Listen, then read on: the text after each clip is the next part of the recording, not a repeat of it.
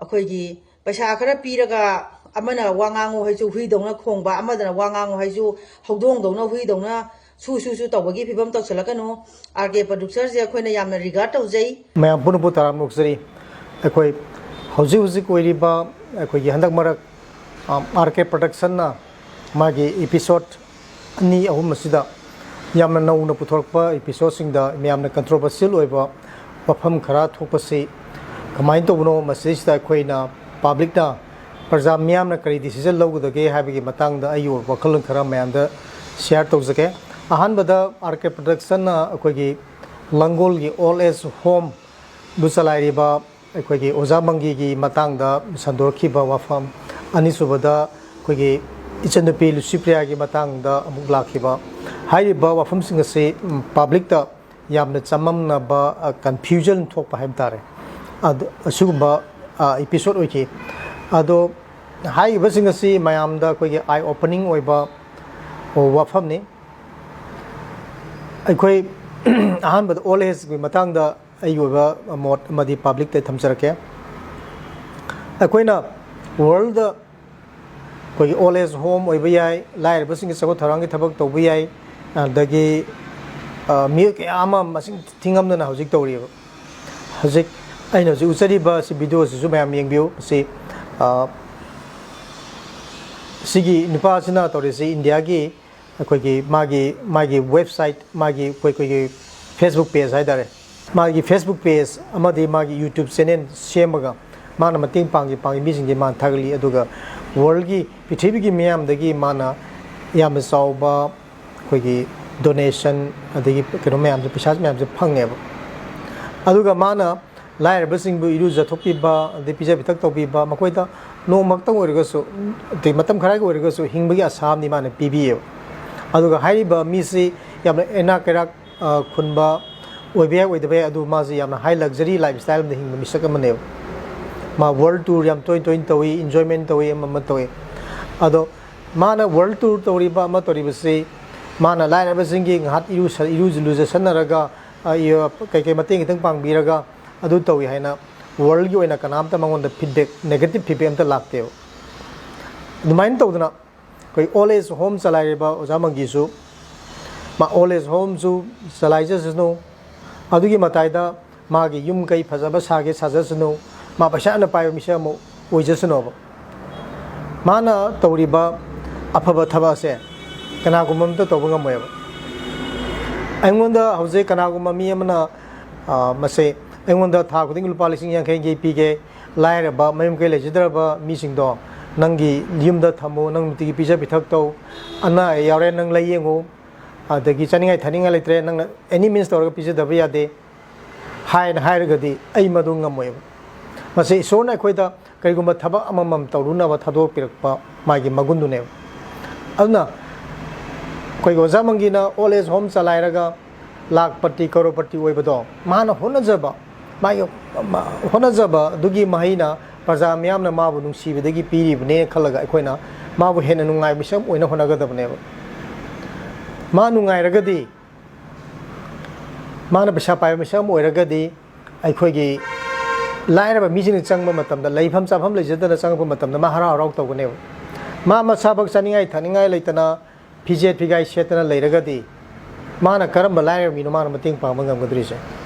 ꯁꯤꯒꯤ ꯋꯥꯈꯜꯂꯣꯟꯁꯤ ꯑꯩꯈꯣꯏ ꯌꯥꯝ ꯃꯨꯟꯅ ꯃꯃꯨꯠ ꯇꯥꯅ ꯈꯪꯕ ꯑꯃ ꯆꯪꯉꯤ ꯑꯗꯨꯅ ꯋꯥꯔꯜꯗ ꯑꯩꯈꯣꯏ ꯏꯟꯗꯤꯌꯥꯗ ꯃꯐꯝ ꯀꯌꯥꯗ ꯂꯥꯏꯔꯕꯁꯤꯡꯒꯤ ꯁꯦꯕꯥ ꯇꯧꯕ ꯂꯤꯗꯔ ꯃꯌꯥꯝ ꯑꯃ ꯂꯩ ꯃꯈꯣꯏ ꯂꯥꯏꯔꯕꯁꯤꯡꯒꯤꯁꯨ ꯃꯇꯦꯡ ꯄꯥꯡꯉꯤ ꯄ꯭ꯂꯁ ꯃꯈꯣꯏ ꯑꯦꯅꯤ ꯃꯐꯝ ꯀꯌꯥꯗꯒꯤ ꯃꯈꯣꯏꯅ ꯐꯟꯗꯤꯡ ꯁꯣꯔꯁ ꯇꯧꯔꯒ ꯃꯈꯣꯏꯁꯨ ꯌꯥꯝꯅ ꯑꯋꯥꯡꯕ ꯊꯥꯛꯇ ꯂꯥꯏꯐ ꯁ꯭ꯇꯥꯏꯜ ꯑꯃꯗ ꯍꯤꯡꯅꯕ ꯍꯣꯠꯅꯩꯌꯦꯕ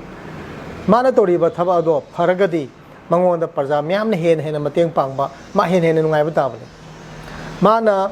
ꯂꯥꯏꯔꯕꯁꯤꯡꯒꯤ ꯃꯇꯦꯡ ꯄꯥꯡꯅ ꯐꯟ ꯃꯌꯥꯝ ꯈꯣꯝꯖꯤꯜꯂꯦ ꯂꯥꯏꯔꯕꯁꯤꯡ ꯃꯇꯦꯡ ꯄꯥꯡꯗ꯭ꯔꯦ ꯃꯥ ꯈꯛ ꯅꯨꯡꯉꯥꯏ ꯂꯩꯔꯦ ꯍꯥꯏꯔꯒꯗꯤ ꯄ꯭ꯔꯖꯥ ꯃꯤꯌꯥꯝꯅ ꯃꯉꯣꯟꯗ ꯃꯇꯦꯡ ꯄꯥꯡꯉꯣꯏꯕ ꯑꯗꯨꯅ ꯑꯩꯈꯣꯏꯅ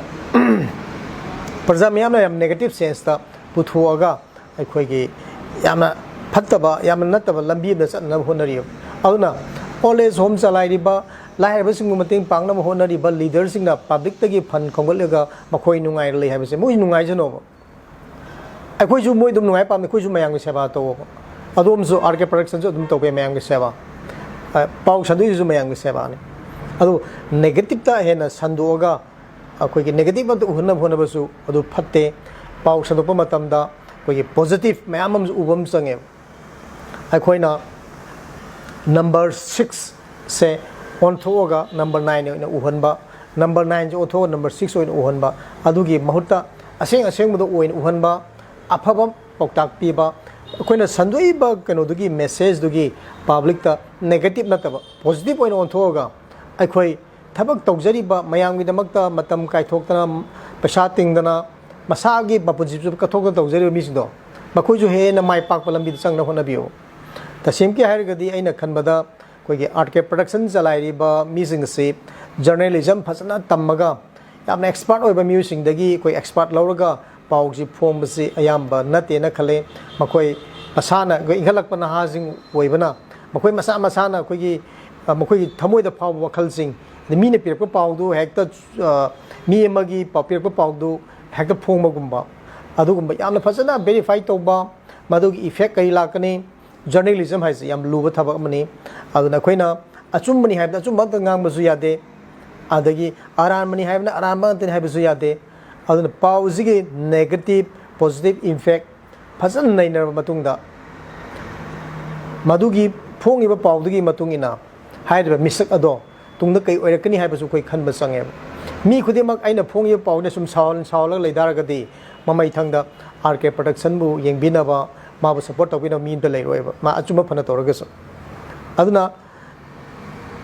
अखोइगी ओलेज होम चलाइरिबा मी अमना अखोइ पब्लिक ता लूट तौरे अदु तौरे हाइना नेगेटिव ता अखोइगी मीगी एविडेंस लेरे अदु लेरेना पाउ फत्तब रोमदा थीबि महता अफब रोमदा ओइना पुथोपरगा अफबदा फोंबियो लंगोल ओलेज गुम्बदी याम पिखरबा अखोइगी इंस्टीट्यूशन मसा बने अखोइ इंडिया दा अदु इंटरनेशनल ओइबा मल्टी करोड़ पब्लिक तकी फंड मैम ऑर्गेनाइजेशन मैम लेरी मखोइसिंगदुगी लीडरसिंगदो कमाई लेरी अदुम येंबियो मखोइजी वर्ल्ड की यामना नुंगाय फबा इसिंग मनुंग चनबा मिसु मैम यावरिबा अदो मोइसिंगदो पब्लिक तकी फंड खोंगलगा मा नुंगाय लेरेना कनागुम्बा एक्स वाई जेड मीडिया आमतना मागी नेगेटिव संदोकना होनदेब नेगेटिव संदोक हारगदी नेगेटिव संदोक याम लाइव पोने इवन आरके प्रोडक्शन की चीनाउ सिंगसु कयो मतमदा अदोम रेस्टोरेंट चंगा चा थांगनी कॉफी थांगनी अदुगी फोटो अदु कनागुम खरा लहोरगा आरके प्रोडक्शन सुमाइना मियामदगी पाव खरा संदो मोइदी याम हाई फाई लग्जरी लाइफस्टाइल दे लेरेगा संदोकसु याय संदोकेदी अता संदोकपा या पोसक अमनी अदुना जर्नलिज्म हाइबसी याम चावब सब्जेक्ट अमनी अखोइना कयगुम वा अमा ngangi बाइबसी पब्लिक मी ख्वाइदगी पिकपदीना ख्वाइदगी चावबा मी खुदिम लोइनी यौरीबिनी हाइबसे खंबियु अदुगा जर्नलिज्म बु याम सीरियस इन लबियु मणिपुर की अफाव जर्नलिस्ट सिंगे मनाक्ता चलगा पाउसी कमाइना फोंगगदी मी खुदिमक्ता लोइना तानिंगबा मी खुदिमक्ता नेगेटिव इंपैक्ट ओरेदबा करी पाउ खुफोंग कमाइ फोंगने फजना तंबियु खुदमोइना मी एनी फुनबदगी सीग्रे हाइरे लौरसे अदो मी एनी फुनबदगी सीग्रे ना हेक्ता डायरेक्ट हेक्ता हाइबसिगा मी अनिखक निंगाई संदानबदगी फत्तब थोदो खरा थोखरे गायना संदोकपसु दुबाइना पाउ खुहाइदे याम लई हाइजब तारे आई जर्नलिज्म की मरम याम खंगजबदी नते अदुबो अखोइना मीडिया की lambda sum तमजरकपदा अखोइना कनागुम्बा मिसक अमदा अखोइगी times of India गुम्बा ओबियाई एनडीटीवी गुम्बा ओबियाई अखोइगी जीटीवी गुम्बा याई हाइबा मखोइसिंग सिना पाउ संदोकपा मतमदा कईगुम वहीमतंग सोगी मतमदा लेबाक इरांग थोगदुरिबनी आदगी इंडिया गवर्नमेंट की मरक्ता अचौब इशू थोप तारगदी इंडिया से गवर्नमेंट मोइजि मपुंसिगी थिंगबसु यायबा अदुना जर्नलिज्म जी याम लुबा सब्जेक्ट नि अदुना अदोमना पाउ फोंबिबा मतमदा कनागुम्बा मिसक अमदा याम नेगेटिव इंपैक्ट पिरोइदबा अदुगुम्बा तौबियु अदोमना ngasi मी अमा साउंड गी बाइबजे मपुंसिगी अदोमदा फंगबे याबा सपोर्ट अमता फंगरोइदबनेबा अदुना मीजु कमाइना सावलेदगे पाउजु कमाइन फोंगदगे मी खुदिमना कमाइनी याबा मोंगदा फोंगदगे हाइबसे सि जर्नलिज्म द नैनबा याम सब्जेक्ट याम चाव सब्जेक्ट अमनी सिसु नैनबियु अदुगा अनि सुबदा अखोइगी अखोइगी सन लिसिप्रिया की मतंगदा फोंगइबसिंगसि आइना इसन लिसिप्रिया दा आइना हाइजनिंगबदी मणिपुर की मियाम दा हाइजनिंगबदी सुमाइना आइना तौबा थबमदा आइजी अदुनी अदानी मीना नेगेटिव संदोरपसे आइसे down chatnabani haina khanbigano akhoi isa se amuk hena awang mathakta hena ngan ba thoi mi cha amu oina ba tawbirak pane na khanbiyo akoina sum tamjarak pada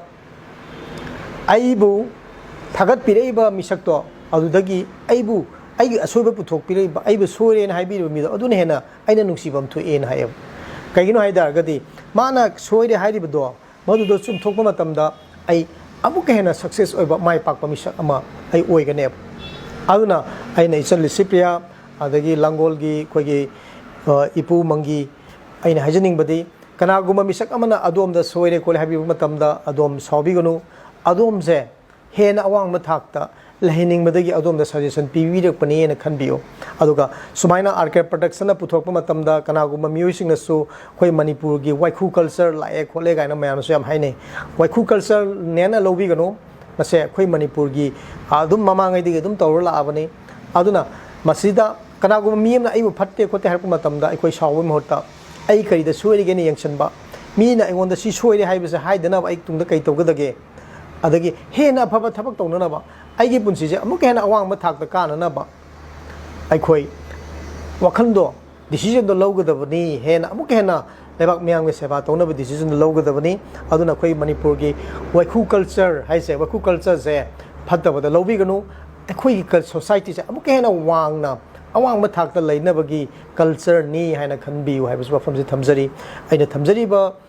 decision madi kanu mayam ai wakhalon sida soi waran ba yawgasu mayam na comment do ina pibiro ai ngasigidi wafam khara haijaraga mayam tigi bidai lawjage mayam punopu thagatsari thank you aina thamjari wafam sing asi adomda amadi manipur gi myam da kanagani na khanbiraga di ai video se like to view share to view manipur gi waikhu culture manipur bu development purakna bagi culture ni haina koi puna lomina se wafam se thamjari mayam bamukana thagatsari thank you very much khurumjari yai fare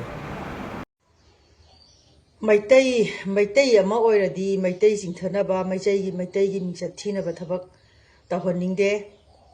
aduna angang pikliba angang amana imalai baki damakta akhogi worm punamak chatlaga country punamak chatlaga akhogi maitai bu masak takna ba honariba mingchat purakna ba honariba aduga maitai gi leita laira mayambu akhogi mateng pangiba pikliba angang ama sahi 33 ka suba angang ama da akhogi RK producer na akhoigi singnaraga mabu hunnaba mabu lekha thanaba mabu mingchat thinaba tawrido tawhaningde aduna Licypriya je akhoi mipung khudingmang na khangarabani Licypriya na kari tawri je mipung khudingmang na khangarabani adu kaigumba phattaba mi amana magi maramda sumaina hairak taraga su masada wari saraga masada phone number lainari ni manipur punamakta magi phone number laitaba laite akhoi da su lai aduna manipur punamaki akhoi gi magi phone number laitaba laite manipur punamaki mi kaino mi akhoi gi mi pung khudingmakta aduda mi amana magi chingthana ba phattaba wari hairak taraga su adu maga hana wari sanaraba matungda kari lege kari kamain tawsige mina sumaina hai habado hainaraga media da thadopirau akhoi gi paisa khara piraga amana wangango haisu huidongna khongba amadana wangango haisu howdongdongna huidongna su tawbagi phibam tawsalakanu RK producer je akhoi na yamna regard tawjai aduga yamna su phajai na khoi mayam adum noigi kaino khudingmak chenen khudingmak khoi yengi bani aduga yengaga khoi gi pikliba ngang masa amana warn pumba koiraga maitai khoi gi mingchat purakna ba michai khoi bukan na ba mitai khoi gi chaphan thaurangi maramda leita laira mayam gi mara khoi gi mateng pangi ba corona manungda oxygen kana matana piba ngamdabadu Licypriya ni na oxygen mayam piri hujik lan manungda su drone kaya piri mateng kaya pangi leijadaba kaya gi yum kai sari adu mathakota muksu hujik akhoi gi yamna paisa changadaba khoi gi doctor engineer tamba like su tamba mahi masing tamba landa sigi bagi macha sing lehobo bawda mana class 12 phawda free da larik tamna ba honariba angang pikliba angang dugi kok aduk yamna sapkhatpagi kok tuda noi RK producer akoi hanuraba noina angang duga singnabaganu aduga mi mana hairaka magi athiba wahi ma hairaka akoi maitai maseni hangnaraga hainaraga कमाइन तौबनो नंगी सुमाइना अथीब वहाई अमा लाई हाइबदो हाइनरगा हंगरगा हाना फमिनरगा वारी सागदबनी अदु नतना हेता मीडियादा हेता थादोरकपदुदी नोइगी beer मसिंग यो अदुगा share मसिंग यामना बदमाइन तौरकनु पैसा तालगा खदांग थाददना अदुगे पैसा तानमिनरुरे यारक्तरा कांदा हुनबा नोइना लांगोन जी ओलेस होम दुजु नोइना पैसा तानमिनबा याबा तानमिनरे नोइगी शेयर फंगक्तरा कांदा अहनदुबु हुनबीदना अहनदुना होनरिदु नोइना ngambro नोइना हलमी मता चाक चरा आम पिजरुब्रो अहन तरा कुन कुंथ्रा थमदना चाही कुतरा कुन कुंथ्रा जिदा अहनदुना सागलइबा सेमकलइबा तौरइबा मयामदुदा चाक चरा आम तदि पिजब यावरुदे नोइना अदुगा नोइना अहनदुगी मिंगजत थिनबा हेता खंगनरिबा चामिनदना थकपिनदना पाबुंगना नोइना तिनदना मिगी ओलेज होम संगा बाबोगदा नोइना लाइव तौबिदना मीडिया मयामदा वांगांगबिरगा ओलेज होम दुबु लिंजरिबा अहनदु होय फरम मिओय बाइसे फत्तबसु दुम खरा यावरकनी अफबसु यावरकनी अदुना मिगी असोयबा मा तौरकांदा मिगी लाइवपु अखोय मिंगजत थिनबा नोइना हेता प्रिंट मीडियादा ता थादुरइदु नुगाइते पाबुंग दुगा नोइगा खंगनरिनी फोन तौनरिनी वारी सनरिनी पाबुंग सुमाइन तौबा अमखक सुकुंबा केस अम लाई करी लेगेना ना हता हंगनदरगा अखोयगी नोंग हेता नोइगी नंगी अखोयगी चामिन थंगमिनदना बेमा ना लेमिनरी लेरमबदु नोंग हेता सिंगथनबा मीडियादा प्रिंट मीडियादा हेता अखोयगी फ्लाश हेता तौथोरई अदुबा कोक यावदबा तुंगी अखोयगी लंबी सांगना चके हाइतादी अनिमकी माइकई अनिमकतो नंग कई दोगे दो फजाना येंगाकांदा थादोरओ नतना नखुत मीडिया पाइरबनेना पावर पाइरबनेना नंगना मी अमगे मुक सीनबो होना मी अमगे मुक हिंगनबो होना मी अमगे मुक सेरान तुरान तौबा अमुक फनबो होनबदो नंग फनबा चामा होनग्रजुने फतनबा अमखक तौबदा नोइगी मायोक्ता लेरक्तना नोइगी तुंगी लंबी तेनगनिको अदुना तुंगी लंबी सांगनबा नोइ अफबा खरा तौ लिसिपियारी एजे कनानो जे मयाम मणिपुर लेबाक वरन पुनमंगना खंगदना लेरबनी अदुना लिसिपियारी हैबा अंगांगदुदा यामना अखोयगी नुंगाइतबा बिगी मिंगजत थिनबा अंगांगदुगी पेसिस सोंगनबा थबक तौरकपदुदी नुंगाइते अदुना फरजु फत्रजु नोइ नखुता मखोयगी पावर पाइरे हाइदना मीडिया पाइरगा अखोयगी वा nganगakpado दुमाइ ngangakkanu मणिपुर अदुना हारिबा लिसिपियारीदा सिरिबा मरान तौरिबा मयामदो नुंगाइते अदुना मयामगी इमा लेबाकेदमक्ता होनरिबा नोइना ngasi इमा लेबाक मणिपुरगी असुक यामबा अखोयगी लान कापनरिबा कोरोना नाखिबदा करी मतेंग पांखिगे नोइ करी मतेंग पांखिगे चलगा मिगी लानफम उथोबा ngakतनी नोइना तौरुबदो नोइ कया पांखरगे लुपा कया पांखरगे लिसिपियारीना तौरइबदु लुपा करोड़ कयानो हा लैता लाइरदा पांगिबा अदगी लांदा लेगिदबा अथौबसिंगी मचा मसुजिंग लाइक लाइसु तमनबा होनरी लेजदबगी मयुम साबिरी इसिंग चावरे माना मतेंग पांगी अदगी अखोयगी लांदा लेगिदबसिंगी इमुंग मनुंग माना मतेंग पांगी अदुना अचुक यामबा फग्रबा अंगांग सिदैदा अदुगा चहीजु यामद्रिबा चही 33 33 दा ngairiba angang duga hanubi khumu thoba noiga changdamdari kaigino adumai changdamdara kanu इमालेबा के दंगता मीगी ममांगदे मेकाई जई हुजिक यंगनबना अखोय बुकर खरग यंगिबनी सिगी ममांगसिदा अखोय मैतै मसेन हुनबा अखोय मितै मसेन चिंगधनबा हातोंगनबा होनबजे अमोना तौरकनु अदुगा नंग मी अमगी पुंसी सोंगनबा फत्तबा तौरकनु मी अमगी सोंगनबा तौबसे नंगोंदजु हंजलगा नंगोंदजु अवाना याम तारकनी दसा याम तारकनी ममांगदजु खोयगी नातै चातदना तौरुबगिनी मीना फुबिरइदो लुमगा फुबिरइदो को अदुदगी हेनबा नोय कनो नथ्वाइबो मांगकपा याय सेरान तुरान याम तौगनु मीडिया दो नखुत मीडिया पाइरे हाइदना सेरान तुरान याम तौगनु लिसिपियारीदा सिंगनरकपदुदी मागी दंगता ममा खोइसु याम लैरी मागी मिंगसथिना बथबक तोरपा यारोय पिखरबा चही 3 तगी माना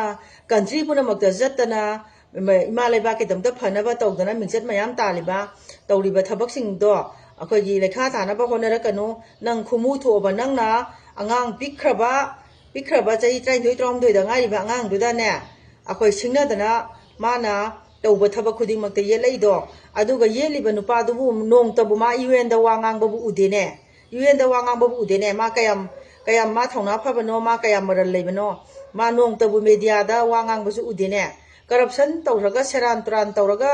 मीडिया दा बुंथा थादरकनु मैतैदा मखोयगी हुलक्पा ngangakkpa khudingmakse लिसिपियारीना यामना ngaibani aduna लिसिपियारीगी लौरिबा Meena खंगनरिबा มีนะอคอยกีมาบุริการตอริดอคอยไม่ได้มาเช่นนะจิงธนาบหนะกันนู้อดุนยาริกายดีคงพมเจคอยอภบลัมบิสเกให้ตาดีมีนะพักมากีพัตตบะมังงังตาระกสู้อภบะมาการีเลเกให้บดอหานะขนระกพมินระกมีเดียเดพลาสต์องนัตนะคุณคุตตมีเดียไปให้ดนะ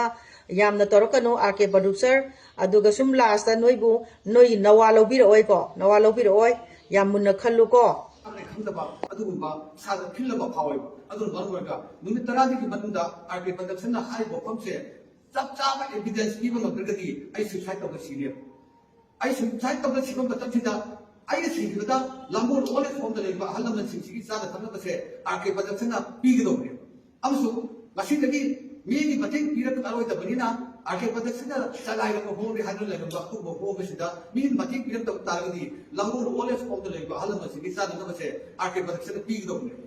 ಕೈಗೆ ಮೀದ ತಾದಿ ನುಗಿ ತರಾದಿ ಬಂದ ಐ ಸಾಯ್ ತೊಂದರ ಐ ನಿಂದ ತುಮಿನ ಮಫಂ ಸಾಗಮದ ಹೋರಗಿ ಮಮಾಂಗ ಐ ಸುತ್ತೈ ತೊಂದರ ಸಿಗನೆ ಮಸಿ ಖಂಗಬದೋ ಆರ್ಕೆ ಬಂದಕ್ಷಣ ಕವಿತಾ ಅಮಸುರು ರೋಮೆನ್ ನಪೋಯ್ ಅದಿ ಸುಮ್ಮನೆ ಖಂಗದೋರಿ ವಫೈ ಖಂಗದೋರಿ ಮೀಯಮ ಬಿತ ಮಾನವ ತಕ್ತವ ಮೀಯಮಾಗಿ ಉತ್ತ ಕೈ ಖಂಗದಗೆ ಹಾಕಿ ಖಂದವ ನಸಾರ ಸಾಗಿ ಪೈಸಾಖ ಖಂಗದ ಬಿತ್ತ ಯೂಟ್ಯೂಬ್ ಬರಮ ತವರಿ ಹರಗ ಮೀನ ಬಯಾನಿ ಹರಗ ಮಗದ ಹರಾರೋಗ ಅದೇ ಫಾಲೋ ಬ್ಯಾಕ್ ತಮ್ಮಕ ಅನಾಕ ಪೈಸಾಖ ದಂದೋಗಿ ನೋಡಿ ಕೈ ತವ ಹಾಕಿ ನೋಡಿ ಇನ್ನು ಬಂದು ದುಮಾನ ಬಿದ್ದ ಬತ್ತ ಅದು ಗೊತ್ತವ ಬಿಗೋ ಅಕೋದಿಂದ ತೇವ ಐದ ತೌಸಿ ನಮ್ಮದಿ ತೌದನ ಹೋಯ್ ಐದ ತೌಸಿ ನಮ್ಮದಿ ತವಬನ್ ಹೋಯ್ ಅದು ಸುಮ್ಮ ನಮ್ಮದಕ ಮೀನ ತವದ ಕೈ ನೋಕ ಕಲೈತು ಮೀನ ಮತಿ ಸಿಲಿಬನಿ ಐದಿ ಟೈಪರ್ ಸಿಲಿಬನಿ ಹೌದಿ ನೋಸ್ ಕಿದಿನ್ ತವಿಬನಿ ಐದ ಅಸಿಂಗ ತವಿಸಿ ನೋಡಿ ನಮ್ಮದ ತೌದ್ರ ಅದು ಸುಮ್ಮತನ ಐದಿ ತೌಸಿ ದಂದ ಅದಕ್ಕೆ ಮತ್ತೆ ಸಿದ ತವಸೆ ಮಣಿಪುರ ಪ್ರಜಾಪನ ಅಸುಮನ ನಿಂಗಿ ಲೈಬಿಡಿ ಅಸುಮನ ನಿಂಗಿ ಲೈಬ ಸಿಂಗನಾವ್ ಸಿಸು ಐ ಲಾಲಮಕನೆ ಐಸೆ ಮತಿಕ್ ಸಾಬ ಎಕ್ಸನ್ ಹೋಗಿದ್ದ ಐಸೆ ಸಿಗುತ್ತದೆ ಬಿಬಿಯು ಕೈ ವಾಯಿ ಲಾಲಮಕದಿ ಆರ್ಟಿಕ್ ಪದಕ ಸಂಗಿದೆ ಸೇನೆಸೆ ಯಶನ್ ತೌಬಿ ಮೈದ ಯಾಮ್ ತೈಕ ತೌದು ಹಾಯ್ದೆ